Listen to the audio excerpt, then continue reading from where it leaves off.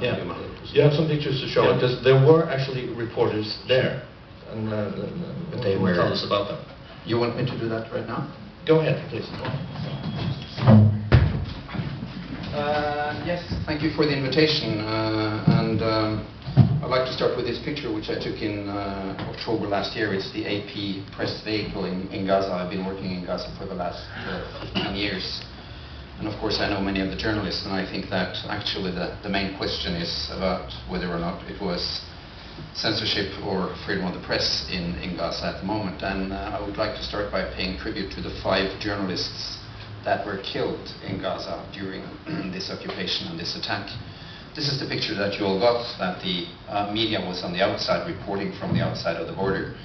In fact, that's not the full picture. This is one of the pieces that Tagreed wrote in New York Times. She's a very, very gifted professional journalist. This paper, as you know, is a central paper in the United States, and there was a massive criticism of the editorial board of New York Times because they carried stories from Gaza which were signed by a journalist with an Arab name.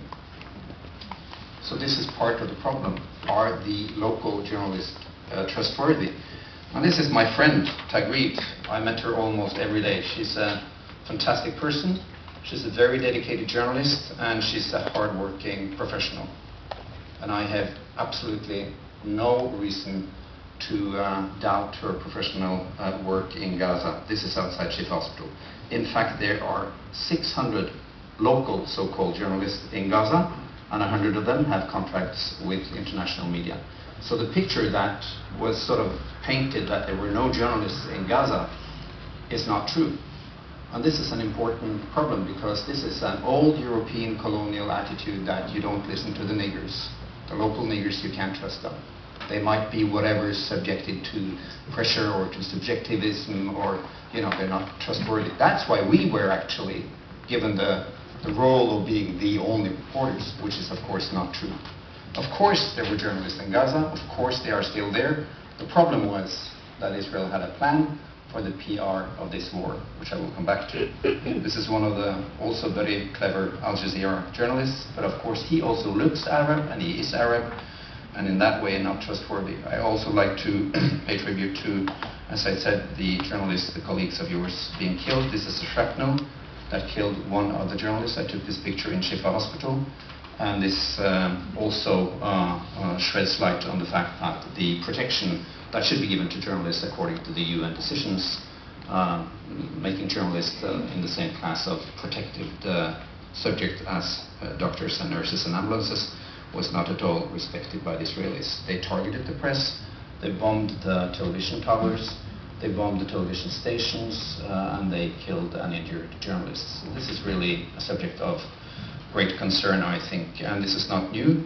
This is Father Shana, 23, who was killed in Gaza in April last year. I was twice in Gaza last year. I didn't meet Father, but I heard about him. And he was also a dedicated young journalist, and he was attacked and killed while he was on duty in his car in northern Gaza. This is our reference point. This is where we stayed for 12 consecutive days and nights. We never left Shifa Hospital because of the security situation. We could not leave it. So, of course, when we answered questions to the media, this was our reference base. What we saw in Shifa, we could not go to the other hospitals, we could not go to the bombed areas, we could not see others, but this was our reference base. And one of the first patients that we met in Shifa on New Year's Eve was Mohin Greha, who is 21, he's a student. And on the left side picture you see what happened when he was filming on the first day of the invasion. He was attacked and he lost both legs, and he is amputated almost at the level of the hip. But he was still filming in his bed in Shifa. He got a bed next to the window and he said, "I'll never stop filming because I'm a journalist to be." He was a student, and this is the spirit of Gaza, really, of the journalists, of the people. They don't give up, they don't have any intention to yield to the occupation. This is actually the PR plan of the Israeli government. Number one, to clean Gaza of all foreign journalists, which they did through November and December, not let the press in, the international press in.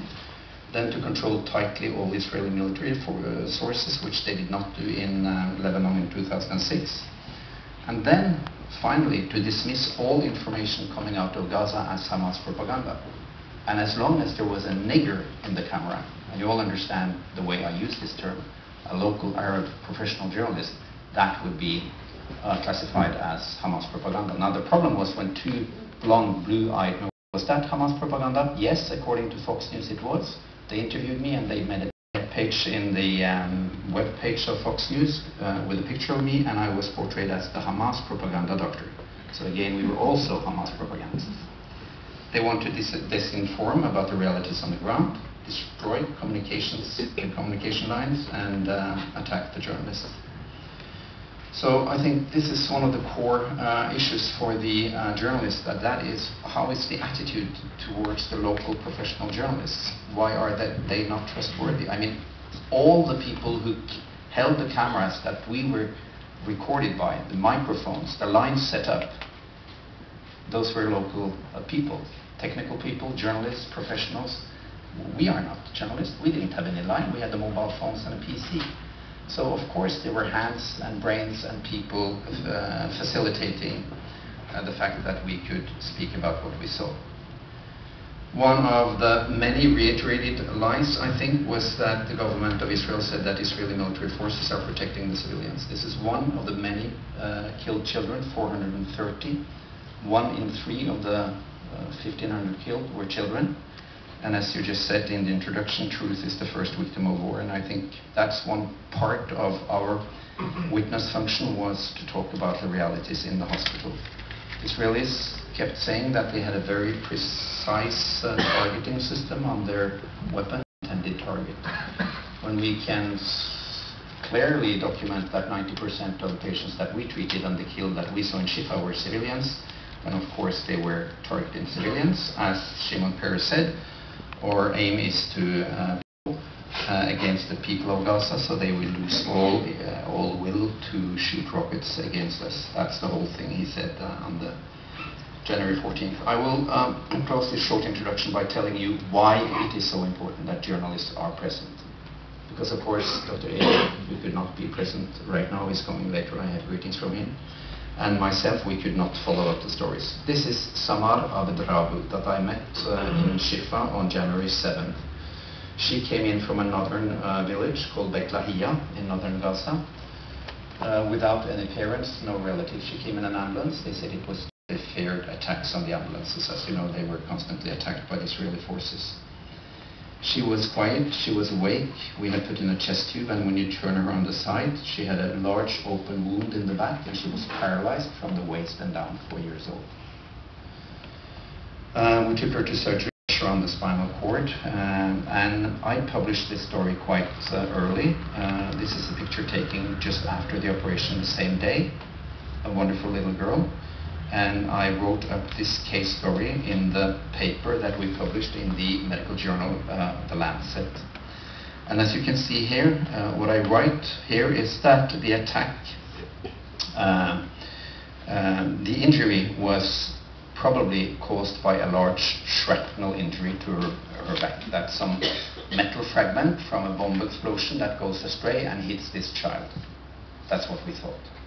That was the limited information we got when the ambulance came in with her. Was it really a shrapnel that hit Samar? And if you have 1,500 killed and 5,500 untold stories, and that's where you are needed, doctors can't do that. We can't go to the field and research all these stories.